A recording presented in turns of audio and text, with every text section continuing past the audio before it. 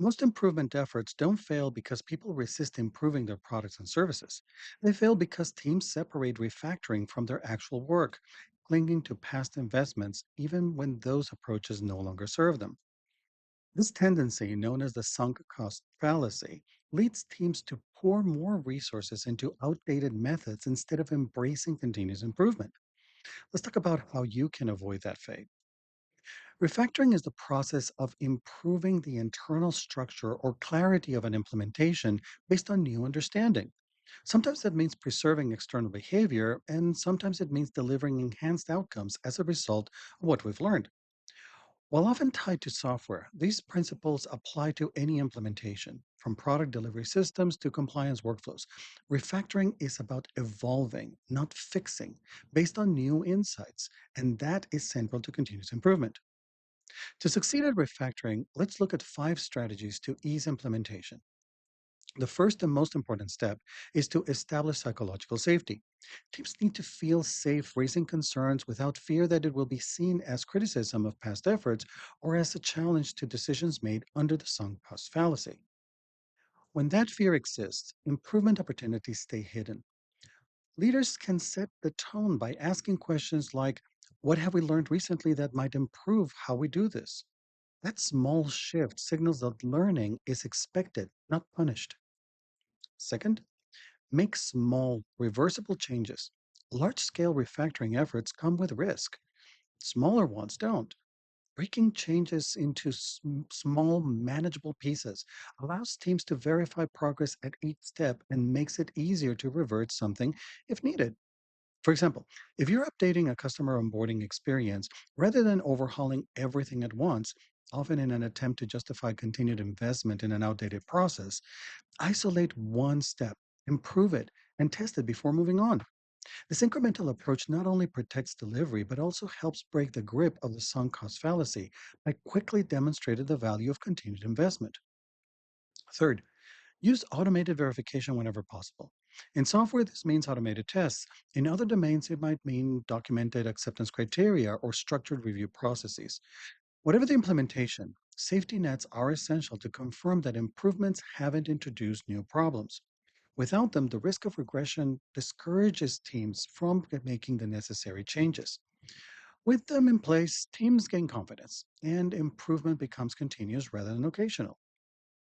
Fourth, capture context. Refactoring often reflects lessons learned, decisions made based on deeper understanding. If the reasoning isn't preserved, its value gets lost, and teams may fall back into the sunk cost trap over time, repeating outdated decisions simply because the original rationale was forgotten.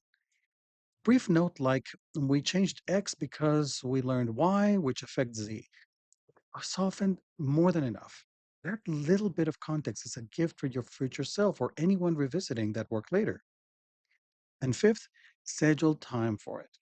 If teams only refactor when they have time, it rarely happens. Continuous improvement must be built into the rhythm of work, not treated as an extra. Some teams allocate a fixed percentage of time every iteration cycle to enhance work. Others integrate it into their definition of done.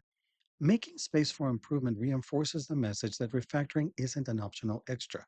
It's a necessary practice to overcome the inertia of some costs. Ensure implementation stays safe and maintainable, and keep the organization resilient. These strategies make refactoring less daunting and more habitual. When it becomes a habit, implementations improve steadily.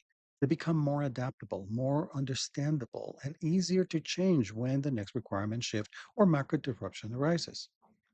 This is especially important in AI implementations where architectures need to evolve rapidly. Refactoring supports modularity, encourages learning, and enables ethical iterative experimentation. These aren't technical luxuries. They're business essentials in an environment that changes fast and carries real consequences. This is where Agile practices shine. Agile doesn't assume we'll get everything right the first time.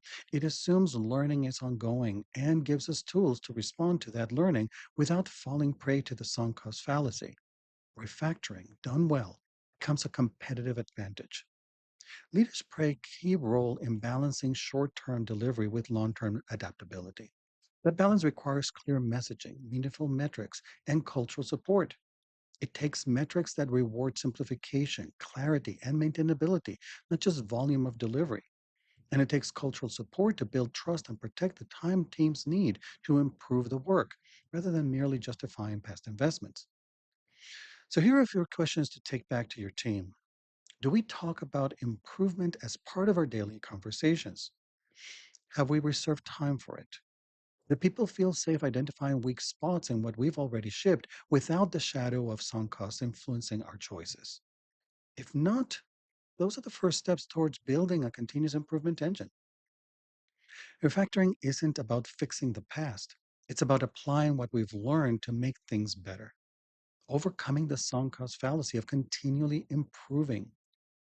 When we treat it that way, intentionally, safely, and consistently, it becomes one of the most powerful agile practices we can leverage.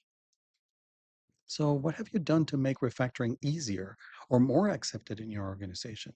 What practices have helped reduce resistance to improvement work? Share your experiences in the comments. Your insights might help others that may be struggling with this. You might help shift their mindset and improve their practice. And if you'd like to learn more about how our implementation plans must always evolve, click one of these. I'll be happy to tell you all about it.